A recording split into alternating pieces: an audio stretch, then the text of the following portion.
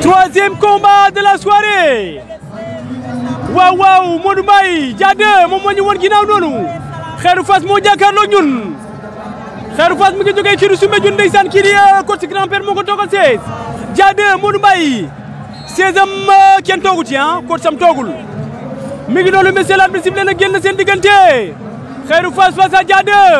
tey le samedi 16 décembre 2023 ñu ngi à l'arène nationale les promoteurs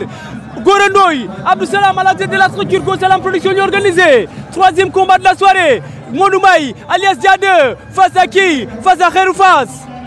ñu ngi lewtoo ñu ngi lewtoo ñu ngi lewtoo Xeeru Fass Dia 2 ndeysaan ñaari xale yaa ngi noonu ci diggu géew bi troisième combat de la soirée journée Go Salam fii ci arène nationale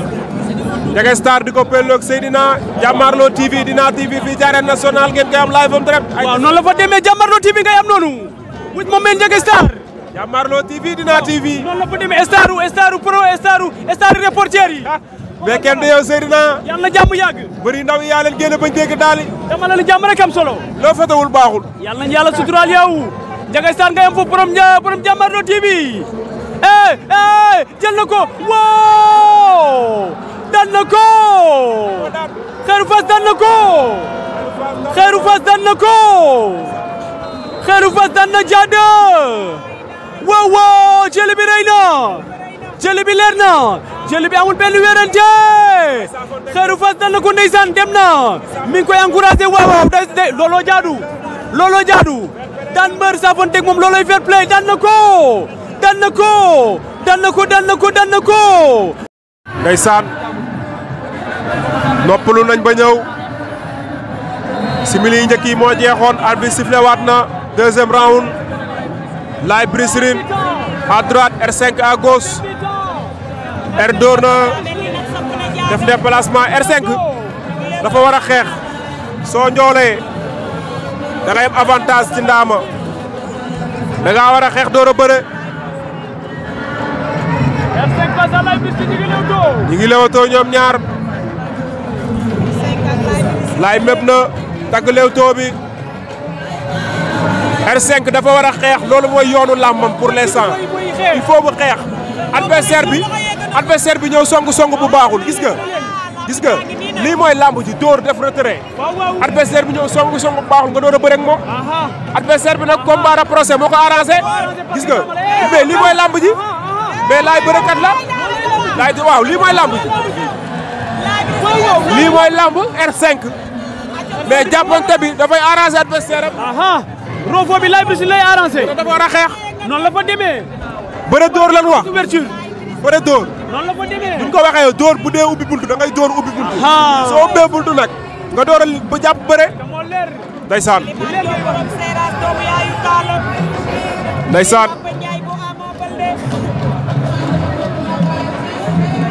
Laye Brisserine R5 kal na ko bañ na attention Laye mi ngi seet sa bëre bi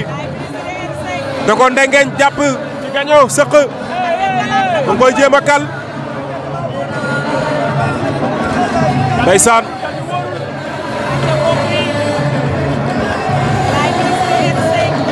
R5 su doon maay moom damay jàpp benn loxo ba mu dëgër benn moro ci dóor uppercut waaw mais li muy def nii pour mu daan sa adversaire bi dafay jafe parce que da koo sut mais ëpp ko doole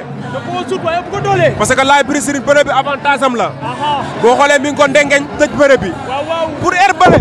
faa mu dóor ko mu sigi waaw feek mi ngi sëgg rek li mu bëgg a def du ko mën a def waaw ndax Laye Brisserine nag du ngaaka ci làmb dafa mën a bëree waaye kenn du R5 kenn du R5 borom wéqu mbaam bi waaw yaa ngi ko doon wax ndeysaan wéqu mbaam la dinaa wéqu day jàpp mbër daan la def wéqu mbaam bi dem yoonam yooyu lay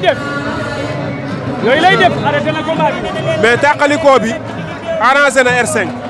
ndax nin jàppantee ci njool sëgg bu yàgg bi day tax nga toqi waaw loolu moo tax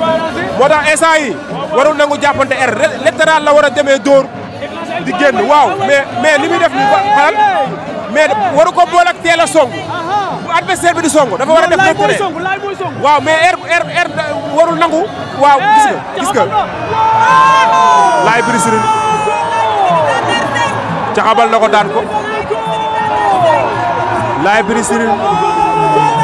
caxabal na ko daan ko la ilaha illallah Laye Bruce Sine daar na El Seck jël bu rëy da ko caxabal dafa mën a bëre Laye Bruce Lee Laye Bruce Lee Laye Bruce Lee wane ci na boppam dafa dina maninam tegale na 2 défaites waaw Laye Bruce Lee daan na ko Laye Bruce Lee mais lamb la ndeysaan mais er bëre na bay bëgg a dee champion nga jugoon rek defaru waatal bëre nga ndeysaan ma ngay siisu am na lu ko met ndeysaan lamba ngi noonu Laye ngi noonu